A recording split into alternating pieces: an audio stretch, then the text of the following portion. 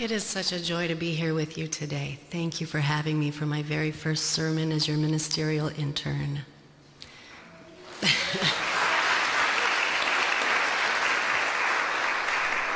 you. This has been such a warm, welcoming community, and I'm overwhelmed by that warmth and that welcome and that support. Thank you. Today, I want to do a deep dive into our identities. How do we come into them? How do they evolve? And how do we decide on them if we get to? Sometimes it's situational. We're born into a family situation. We find ourselves in a professional situation and we rise to the occasion. I'd like to invite you into the question, how much of these identities of our own making?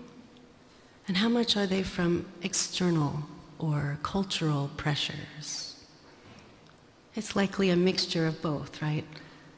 Taking the ways that we interact with the world, assigning our own meaning-making or self-understanding to it. And we may have a lot invested in these roles, and after performing in them long enough, our ideas about ourselves can become enmeshed in these identities. Maybe an older sibling takes on the role of wise helper, or maybe it's a role you play in your relationship. Are you the adventurous one or the calm one? Maybe it's a sense of being healthy and independent and self-sufficient. Or maybe we identify with a career so much that it becomes part of our identity. So I'm curious about the roles that you all have in your lives, and I'm sure you have multiple roles with many labels. Author and therapist Martha Copy says, I think of a label as something you choose for yourself to give other people a shorthand to make assumptions about you that you can tolerate.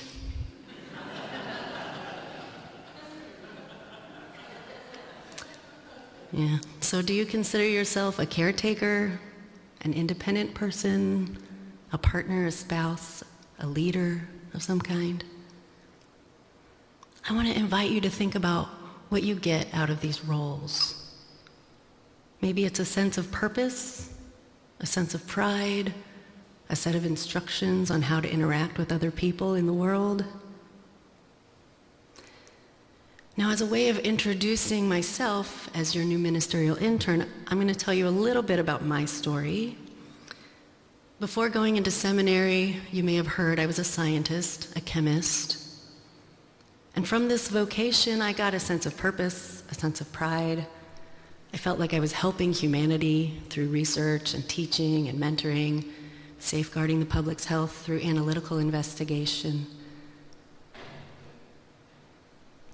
I was proud of my accomplishments, and it made me feel good about myself, and it also gave me a sense of purpose in the world. But at some point, that particular sense of purpose and pride wasn't enough. In fact, I found myself miserable. I was objectively good at my job. I enjoyed good relations with all my coworkers, but I found myself dreading going into work anyway. And it was confusing because I'd done what I thought I was supposed to do. I went into a STEM field. I worked really hard. I attained a certain amount of academic and professional success and financial stability, but I was miserable anyway. And there were some things I saw, not from everyone and not in every place, but I found I could no longer tolerate some of these things that I saw. Posturing and individualism, perfectionism, prioritizing product over people and relationships. And later in seminary, I would learn that these are all vestiges of white supremacy culture. They're inheritance burdens. But I didn't have that vocabulary. I didn't have those words at that time. I just knew that it didn't feel right and that I needed something different. So I'd like to invite you to think about a difficult transition in your life, maybe something you're in now or something from your past. Perhaps, like me, it's a job or a professional situation that isn't quite working out the way you'd hoped. Perhaps you're thinking about your future, where you're going to live. Are you going to follow family or kids? Or are you going to stay independent as long as you can, or move into a facility perhaps? Or maybe it's a relationship dynamic that's no longer bringing out the best in both of you. Is there some role you're playing that has a higher cost than you may really be comfortable with, even though it's familiar to you? A place where you're no longer able to show up how you like. So I found I could make myself do my job. I could make myself go in every day and perform the work, but there was a cost. And at some point, the energy that it took to do that, it just took too much of a toll on me and then on my family. I could see it in the stress that I had and in the stress of my kids and the way I was showing up in my most cherished relationships.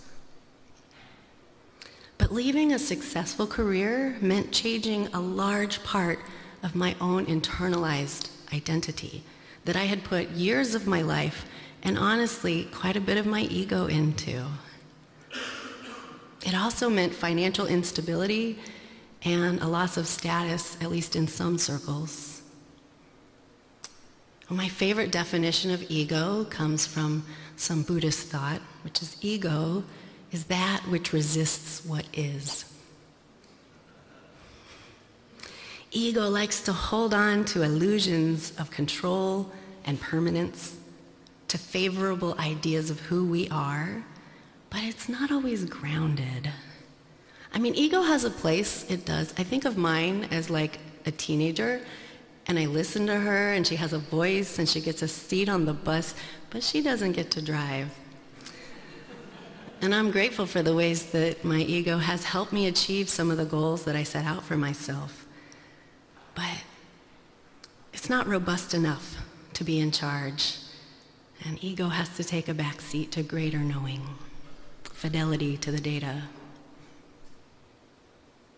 I do want to acknowledge that a career change may not be feasible in all situations.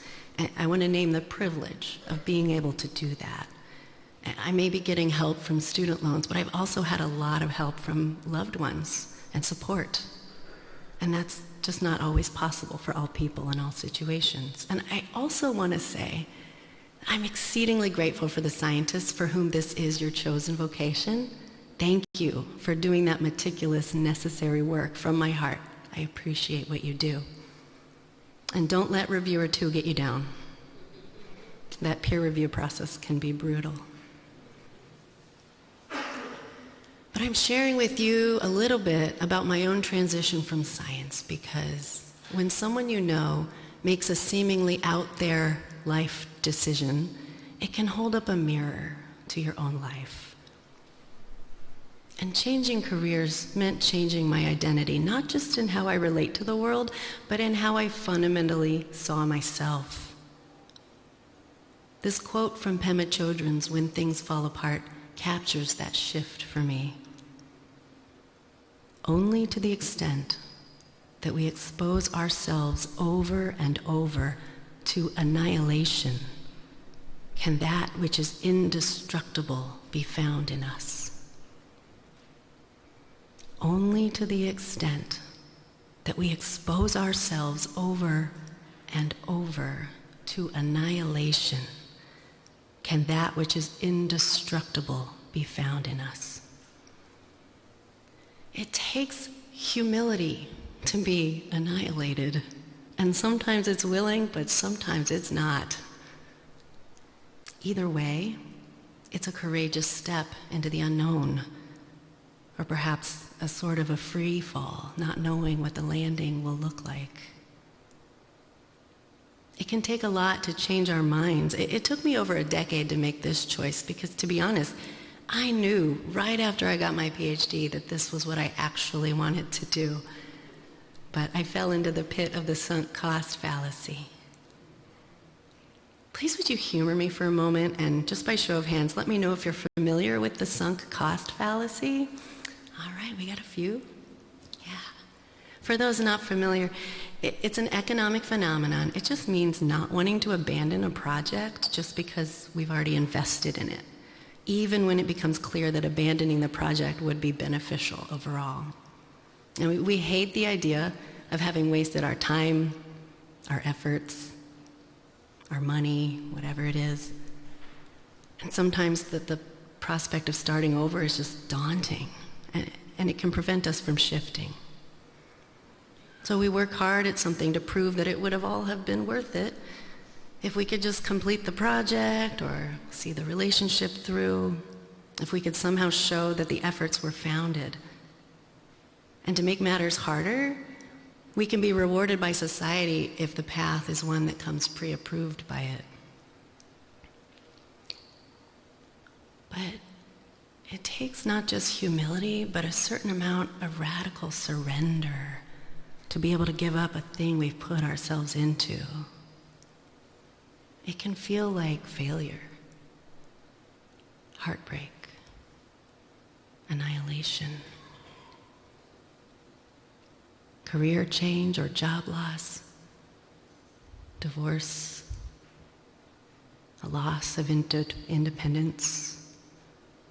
And for our trans siblings, a radical overhaul of who we thought we were and a loss of cisgender privilege.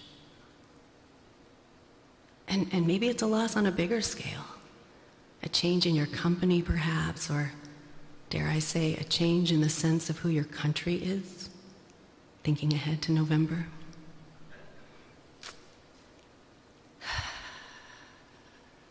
It gives us a sense of how little control we really have, of how transient everything really is.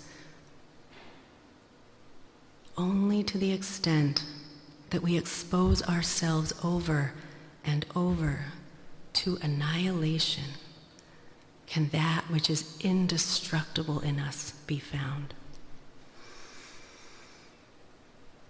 Once we strip away these ideas about ourselves, what is left?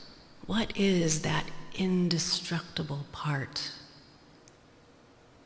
It's a putting down of our armor. It's a surrender. It's an intimacy with fear. And if we let it, it can make space for an opening of the heart. I posit that the indestructible parts of us are the truest parts, the parts that accept what is, that still small voice, or as beloved Howard Thurman called it, the sound of the genuine. What does your genuine voice tell you?